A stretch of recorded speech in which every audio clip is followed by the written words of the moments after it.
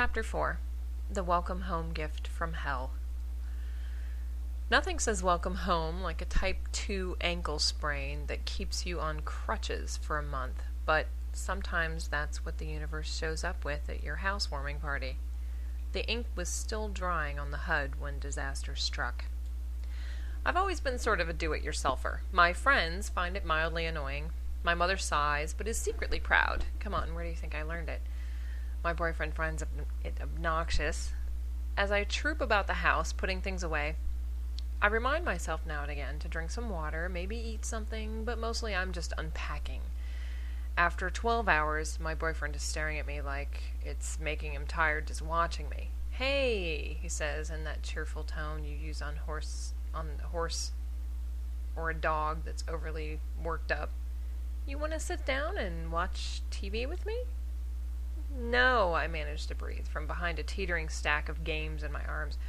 I'm headed to the basement with them. I catch aggravation on the edge of the doorframe as it attempts a daring getaway. The basement really isn't the sort of place aggravation wants to be. He's used to being in the hall closet where he can be played often. I guess he never paid attention to his name. Hours pass. My 5-year-old has managed to put himself to bed.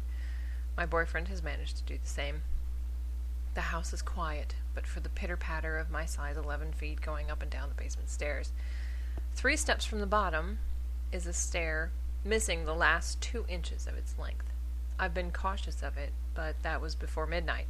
Now, the sleepiness of the world is oozing down through the tree branches and squeezing under doors. I take a box in my arms and I pad down the stairs, all but 3 of them. I gave those last few a miss. Somewhere between "what the" and "oh my god, am I alive?" My toes missed that last bit of stair number 3. I'm not sure how I managed to keep from mashing my head on the cement floor of the basement, but I think it involved hurling the box from my arms because it was wedged on top of the washing machine across from the room where I lay motionless. I had images in my head of my foot sticking out the wrong way. Feet, unlike hats, should never be worn at a roguish angle. I lay there for a moment, and then I looked down. My foot was still attached. I tried to move it, and was able to, but only while the Canadian brass marched up and down my spinal cord from my ankle to my brain and back again. They invited the New York Ballet as well, and I think maybe the Royal Philharmonic. I remembered that my cell phone was up all 12 stairs, and that my son and my boyfriend are heavy sleepers. I wondered if I could yell loud enough to wake one or both of them. I thought maybe I would try getting up first. It worked, but not well. I managed to get up the stairs and over to the couch where I sat down and put my foot up. I closed my eyes and tried to fix it with the force. Or maybe I was just tired and resting my eyes. Either way, it still hurt when I opened them. I stood up and noted that the Canadian Brass, the New York Ballet, and the Royal Philharmonic had now been joined by Insane Clown Posse, and they are playing Havergal Briand's Symphony No. 1. This, if you are not a music nerd, is the piece requiring the largest orchestra ever. It requires 190 instrument players plus a vocal choir of 600. I decide that it might be time to go to bed. I lay there a moment and say to my boyfriend, who's asleep, that I fell down the stairs and hurt my ankle. He asks if I put ice on it. I say no.